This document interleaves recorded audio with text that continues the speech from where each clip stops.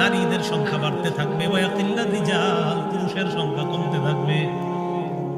নারীর সংখ্যা বাড়বে, পুরুষের সংখ্যা কমবে, এটাও কিয়ামতের আলামত। নারীর সংখ্যা বাড়বে, পুরুষের সংখ্যা কমবে, এটাও কিয়ামতের আলামত। বুখারীর 85 নম্বর হাদিসে নবী এই কথাগুলো বলে আরেকটু বাড়িয়ে বলছেন, ওয়াজহারাত জাহলু ওয়াল ফিতান, মূর্খতা বাড়বে আর ফিতান বলছে। ফিতান মানে ফিতনার বহুবচন। ফিতান মানে অনেক ফিতনা আসতেই থাকবে, একের পর এক ফিতনা আসতে থাকবে।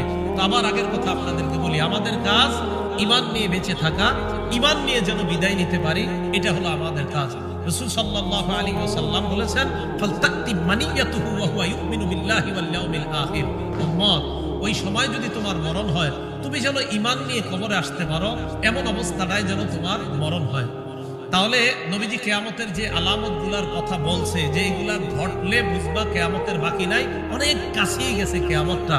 তাহলে যেহেতু এগুলা ঘটে গেছে, কিয়ামত খুব নিকটে এসে গিয়েছে, এই কথা বলাই যায়। আল্লাহ আমাদের সকলকে, আমরা যেন আখিরাতের প্রস্তুতি নিতে পারি, আল্লাহ আমাদের সকলকে তৌফিক দান করেন। প্রিয় এলাকাবাসী, গুনাহের কাজে জড়িত হেন না। মনে রাখবেন একটা কথা, আমল মোটামুটি করেন কিন্তু গুনাহ করেন না। আমল কিছু করলো, আমল একটু করেন, 5 ওয়াক্ত নামাজ ঠিক মতো পড়েন, পাশাপাশি কিছু আমল করেন, কিন্তু গুনাহ করেন না।